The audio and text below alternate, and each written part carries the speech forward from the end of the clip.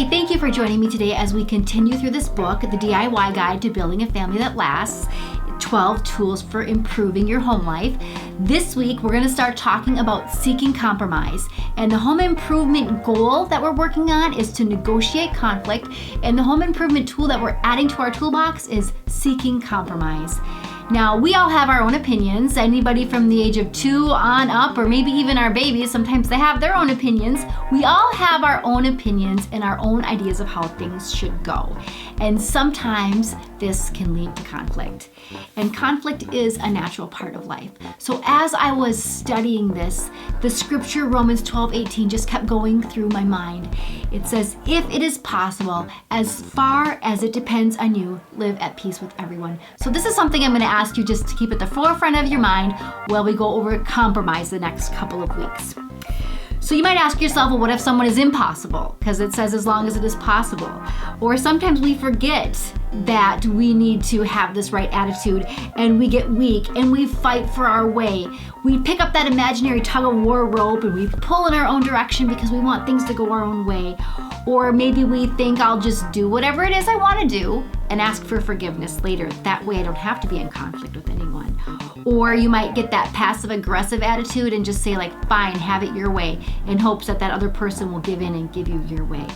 In all of these ways of handling conflict, build negative feelings in our homes and in our families. What are some areas of conflict in your family? Areas of conflict could be something like parenting styles are different, or your time management or money management is different than your spouse's or your child's.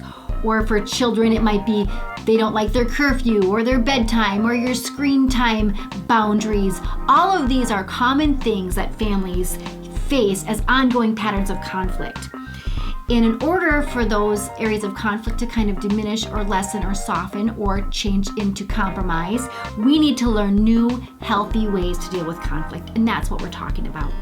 So the first thing we need to do is just to put down that imaginary tug of war rope and stop trying to pull for our own way. We need to start listening to each other.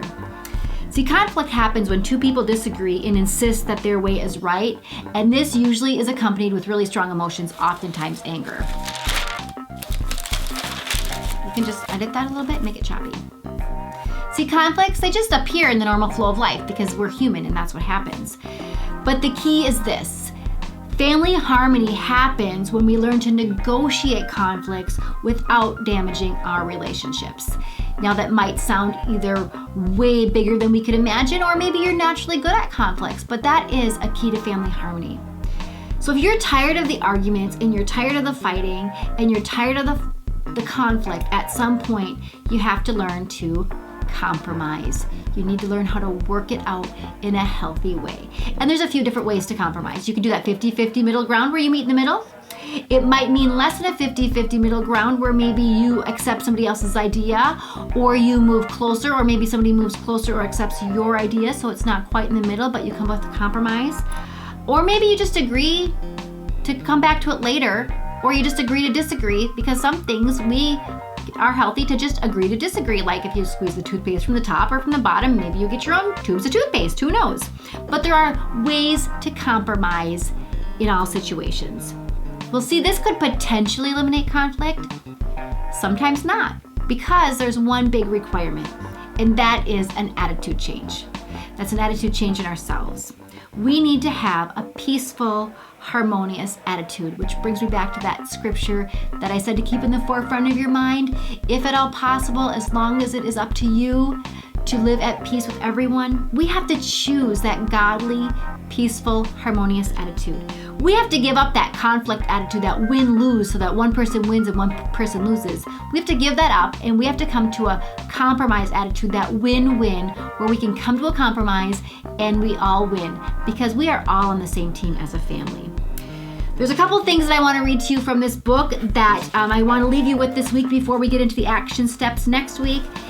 And they're on page 68 and 69 if you do have the book. And it says, Attitude is generally a major influence on how we process conflict. So attitude is a major influence. So it's our attitudes that we choose. And the other one is this: a positive attitude that respects the value of the other person makes compromise possible.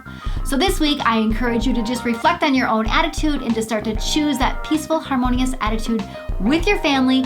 And next week, we'll talk about the action steps. So have a great week, and I'll see you next time.